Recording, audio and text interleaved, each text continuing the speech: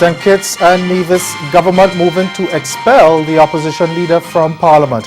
Our top story in Caribbean Newsline for Wednesday, October 25. From the CMC News Center in Bridgetown, I'm Ricardo Roberts. Good evening. Thanks for joining us. Prime Minister Dr. Timothy Harris Wednesday accused opposition leader Dr. Denzil Douglas of holding a Dominican diplomatic passport and said his administration is moving to the High Court to get him expelled from the National Assembly.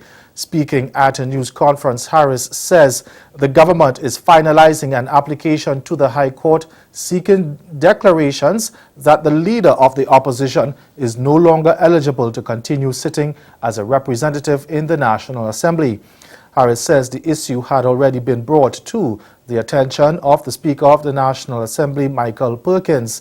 Douglas, the Twin Island former Prime Minister, has in the past denied the allegation made by Harris, who at one time had served as his finance minister but had been dismissed prior to the general election.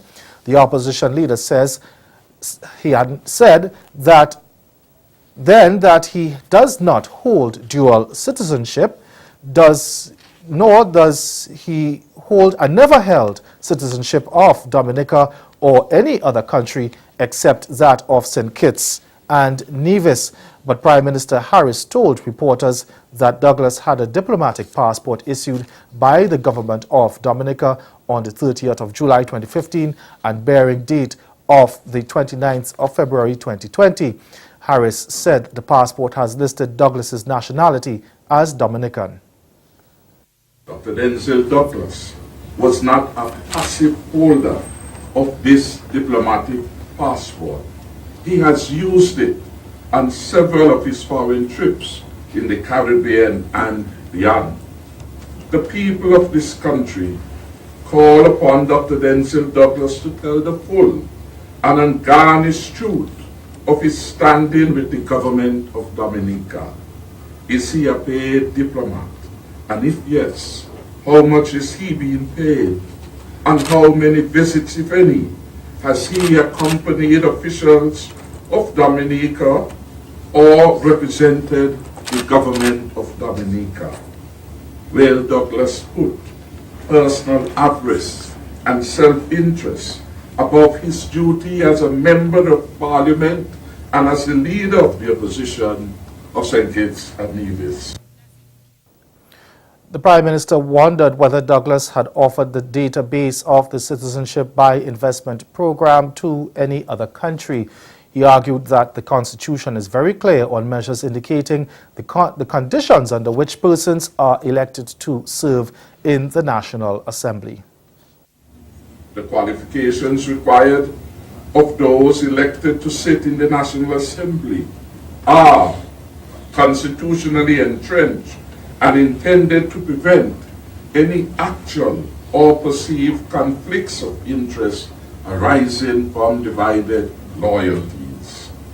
This provision is intended to protect the people as electors and the country from a person who may be in service to two masters. The Bible itself warns against this double mastering that some people would wish to play. In Matthew chapter 6, verses 24, it reads in part, no one can serve two masters.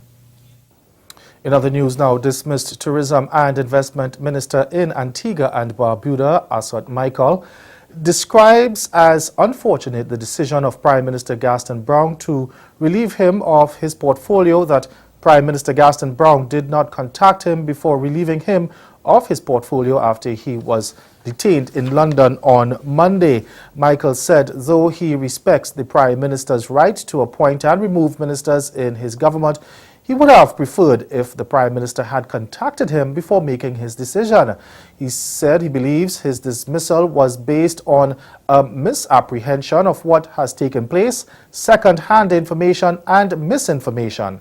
In a statement released late Tuesday evening, Michael said he was en route to France for a real estate conference on behalf of government when he was detained and questioned by police by a police officer at Gatwick Airport. He says he was told that such checks were routine for people in transit in the UK, and he denies having restrictions placed on his travel.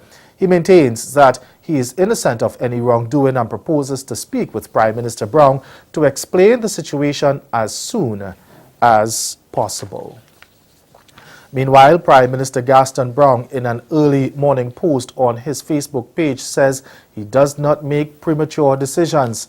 Many political watchers seem to believe this is the Prime Minister's response to critics, and Michael, who seems to suggest that the decision to have his portfolios revoked was hasty and premature. The statement on Brown's page, which was posted around 5:30 this morning, said, and I quote, "Gaston Brown never takes premature decisions, no matter how speedily the decision was made.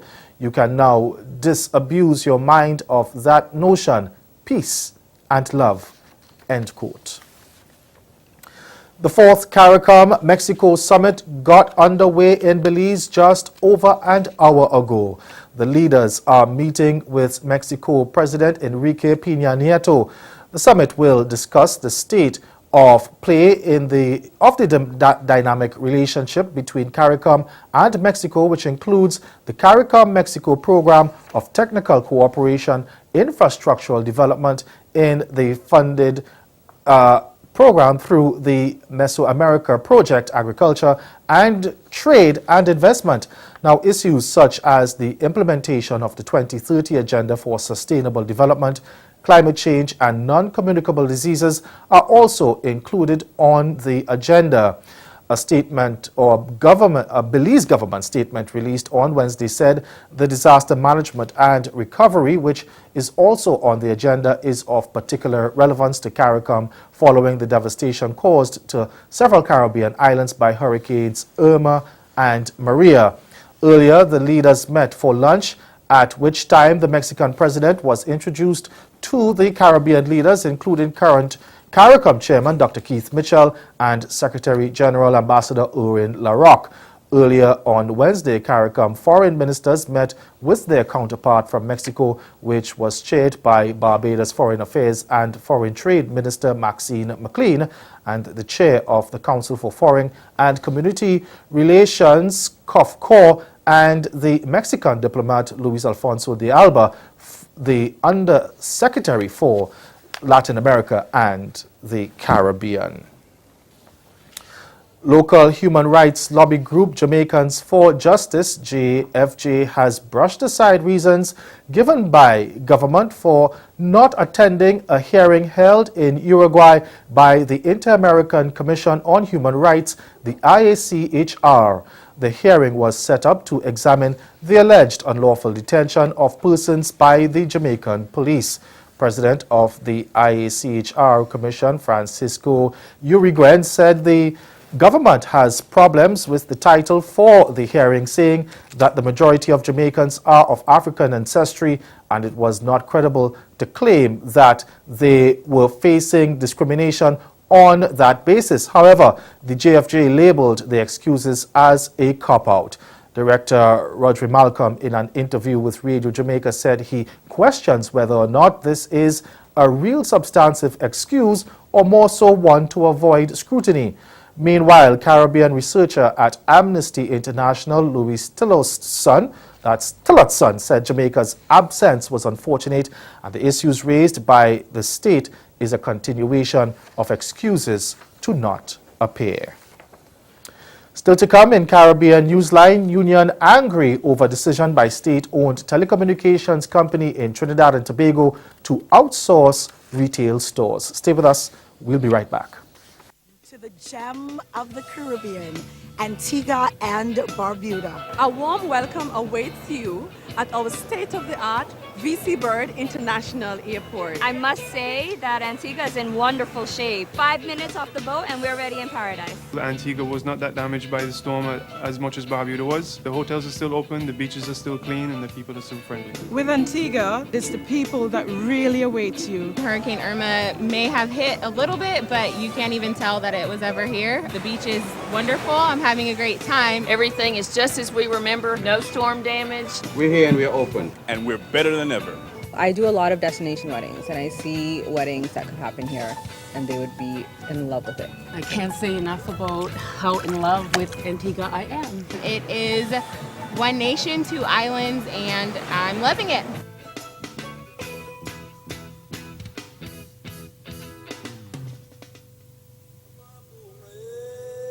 Do you want a real Barbadian experience with peace and tranquility?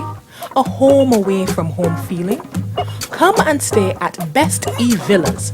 We offer 2 amazing locations to choose from, Prospect St. James or Christchurch.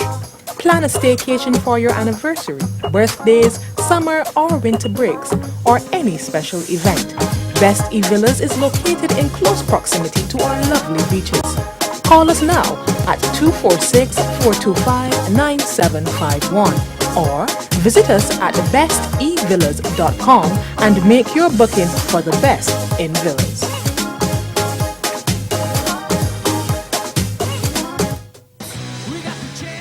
Hi guys, we're here with Alex Costage, who just finished up his long distance swim. He did an extra lap more than anyone, which is I think 12 kilometers total. Right. And nobody touched him. I think the next person after you was 20 minutes after you. So tell us a little bit how it feels to do that. Well, it was a great, exciting day at the races today for me. Even going that extra lap made it more interesting and unpredictable. The currents kept changing, so after one lap.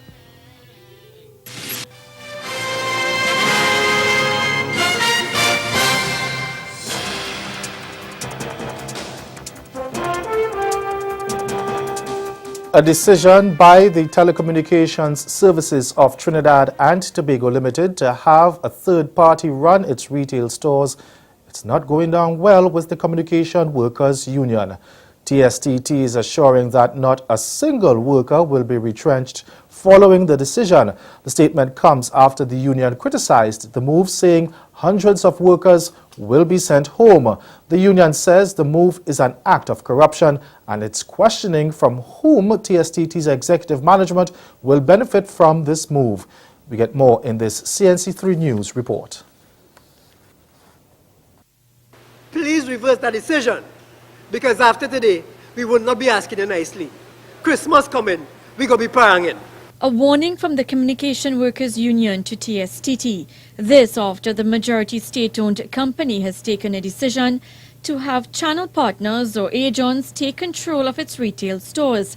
Secretary General of the union, Clyde Elder, says 10 retail stores would be affected, but TSTT says it's actually 9 stores. We were further told that TSTT will then outsource the services provided by these public offices to dealers and agents. It is going to affect over 300 employees and about 500 jobs. The CWU Secretary General is questioning who will benefit from TSTT's decision to not operate its retail stores, and he's calling on the Minister of Public Utilities and the Minister of Finance to investigate. I want to ask the government, are they aware that there are managers in TSTT who either are directly affiliated or indirectly affiliated to the dealers and agents that they not want to contract out these services to? Is that in the union's view, this is nothing short of an attempt to corruptly receive money by certain executive members of the company. Restoration has begun in Barbuda a little over 1 month since the Category 5 Hurricane Irma decimated the smaller of the 2 island nation of Antigua and Barbuda. Now, 275 homes which sustained relatively minor damage are down to be repaired. Director of the National Office of Disaster Services, Fillmore Mullins, says homes which will need to be rebuilt will have to meet a stringent building code, even stricter than on the mainland. Jessica Russell has this major development story this evening. The repairs will be effected to homes which had what's termed as level 1 and 2 damage. Those are the ones that were not extensively damaged. They hope to complete the level 1s and 2 once we can get the additional assets in terms of manpower on the ground, we're aiming for the middle of December to complete those, and then we'll start in earnest to look at the others. It is possible that some of the level 3s could be worked on simultaneously. That will depend on whether or not homeowners have the resources to do their own repairs. The director says the building code, which will stipulate the standards to which these homes will be rebuilt, will be unveiled at a later date. He noted this code is likely to be even stricter than the one existing in Antigua. There are two phases. Phase 1, we are fixing roofs temporarily so that people can move back. Phase 2 is when we start the process of tearing down buildings that cannot be fixed and rebuilding those and those that have been destroyed. For that to take place, there's going to be a need for a more detailed assessment and analysis to determine whether or not a building could be salvaged or whether or not the building will have to be torn down. Buildings will be built to a standard where you should not see in the future the same level of devastation in Barbuda, but the buildings will be sufficiently resilient to absorb a greater impact from a hurricane of that level. Mullins says repairs will not be done to homes without the cooperation of homeowners. However, he says it has been difficult to get Barbudans to offer assistance with the cleanup and repairs. A number of persons need made available to support the effort in terms of reaching this milestone of middle of December to complete those level 1 and level 2 repairs. To the point where we have had to turn outside to look for assistance to beef up that support. He adds that as time goes on, increasing number of Barbudans will be needed to lend their assistance in the ongoing efforts. You're watching Caribbean Newsline. Coming up, West Indies spin bowler Bishu credits team chemistry for team victory. Stay with us. Sport is next. In a place where legends start, the beach is just the beginning. So live a little for the exhilaration and the color of every moment, where time is and life is a spirited event. Immerse yourself in the culture, the music, the people, the island. Love Antigua and Barbuda.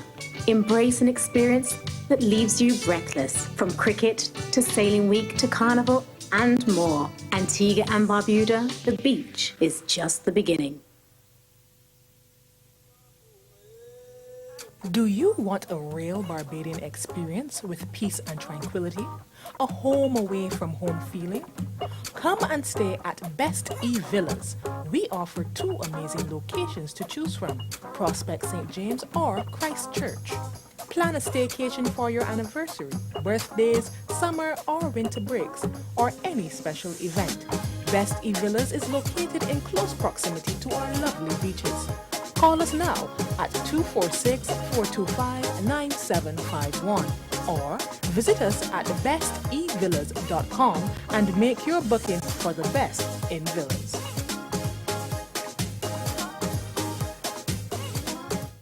After she made us wait for just 3 years for Auntie, there's no knowing when Rihanna is going to release new music, but it's coming. Somehow, while launching a global beauty brand and shaking up the fashion industry, our favorite bad girl has been in the studio working on her 9th album and is shaping up to be yet another incredible project. British singer Shaka heard some new songs while taking part in a writing camp for the album.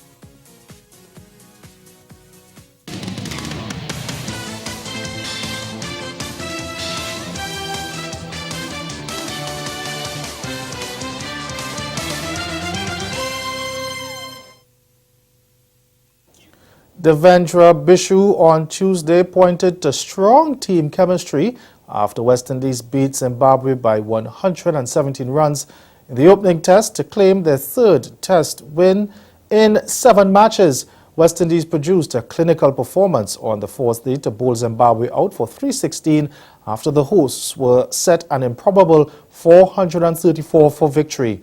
Bishu, who ended with a 9-wicket haul, at the spin-friendly Queen Sports Club said each member of the current unit was hungry for success, as well as focused on moving the team forward.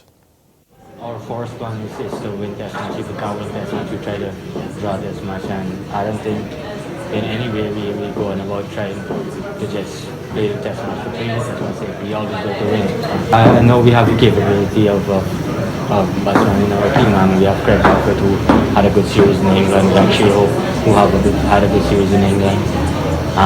Ross and Cheese, he been around for the last year, and you know, everybody believe in one another, and that's one of the most important thing about this group of cricketers.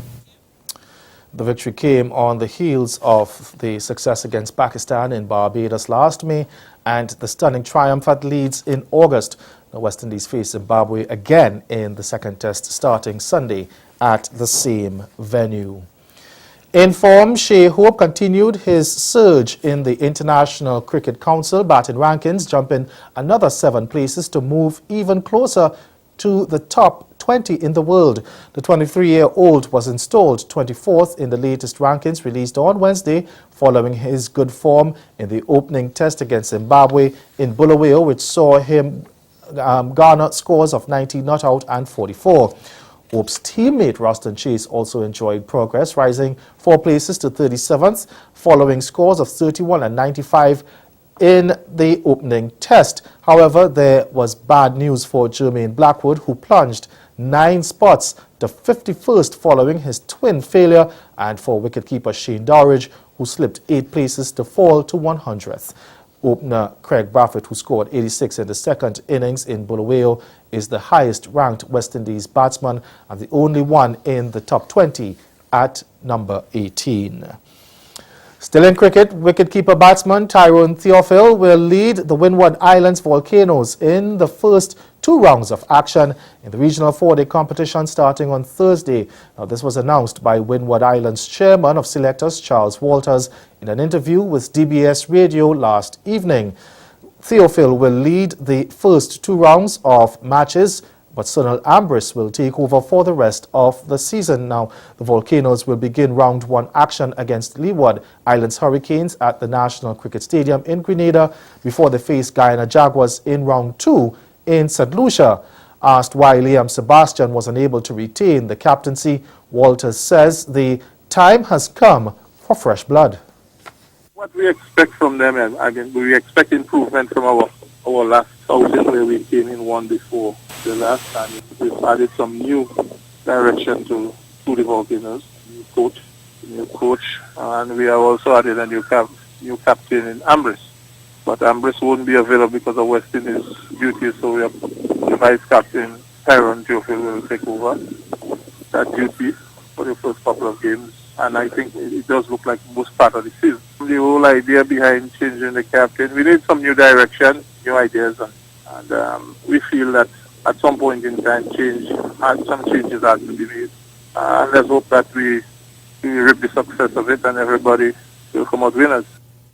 However, newcomer Gian Benjamin will take up Theophil's job as wicketkeeper. Walters says the Dominican is ready for his new opportunity with Volcanoes. He has kept well at the West Indies youth level, and if not the Windward Island level where we had a local tournament, they've done well. And presently he is a student at the University of the West Indies, where cricket is being played virtually every day. So we have seen some improvement in him, and we have invested in him. So we expect him to perform at a very high level whenever the chance has been given to him. And now we have provided him with that opportunity. We just hope that he delivers the goods. Still in cricket, former West Indies batsman Shivnarine Chandapal will miss the first round of action with Guyana Jaguars squad as they prepare to take on Jamaica Scorpions on Thursday. Isan Griffith of Capital News also spoke with Jaguars captain on their preparations. Today, the Jaguars squad held an intense net session ahead of the game. Capital News spoke to head coach Isan Crandon about the team's readiness for the competition.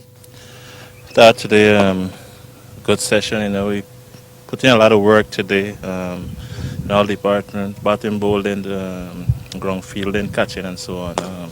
Very hot today. The sun is very hot today, so we try and go hard today and tomorrow's take it down a little bit, lighter day for the guys. Satisfied with the progress today. Guys went through their paces and they're looking good so far. I think the most important thing for us is the time that we have available left for a day, and to get in some quality preparation.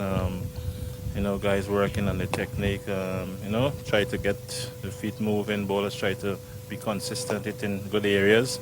And most of all, what's important is to get the right mindset. The mental part is going to take us through. So I think this is something we've been stressing on to, get them to really work on that aspect as well. So far we've been, putting in work in those areas. Hopefully we could pay a dividend from Thursday. With a number of senior players on duty in the West Indies A team, the selectors of the Guyana Cricket Board were forced to select a few new players in Guyana's squad. The Guyana squad will be captained by Leon Johnson. According to the head coach Crandon, he is confident in the team selected. First round here, but I'm confident of the other guys coming in. They can do the job for us. That's why they have been selected into this squad. So hopefully we can have a good start and we can build from there. According to the Guyana Cricket Board, for the second round, Vishal Singh, Keon Joseph and Shivnarayan Chanipal will join the squad. Singh and Joseph are currently with the West Indies A team in Jamaica. Chanipal is not available for the first round due to a personal commitment. And that's the sports. Stay with us. We'll be right back. Caribbean Newsline is brought to you by the Barbados Tourism Marketing Inc. Join us from November 16th to 19th, 2017 for the Barbados Food and Rum Festival, where acclaimed Barbadian chefs and mixologists are joined by Chef Jean-Georges of the US, Chef Tom Akins of the UK, Chef Chris De La Rosa of Canada, to create dining experiences to delight the senses. Visit GoingPlacesTravel.com to book your packages and visit www.foodandrum.com for more information. Grow your business or promote your event through the services offered by the Caribbean Media Corporation and CaribVision. Our distribution provides a platform on cable, terrestrial television, and websites. We cover carnivals and events from across the region. We can bring your event live and alive to the world. For music makers, program producers, businesses, we can expand your reach to in excess of 2 million households daily. Our other services include news updates to enhance your media products, studio space for program and development. We can facilitate the launch of new products and services and training. Contact us and we will help you unleash your creative ability, develop products and services, and provide the medium to watch them grow. Contact Loretta Skeet at cmccaribbean.com or call her 1-246-467-1044 or 1-246-253-3889. Call and book your carnival or event today. Again, the major developments of this day: St. Kitts and Nevis government moving to expel opposition leader Dr. Denzel Douglas from Parliament following allegations of him having a Dominican diplomatic passport. And in sport, West Indies spinner Devendra Bishru credits team for chemistry for recent victory. That's Caribbean Newsline. For news and sports round the clock, log on to CaribbeanNews.com. We'll be back here again tomorrow, but from all of us at CMC News, thank you for watching. Have yourselves a good night.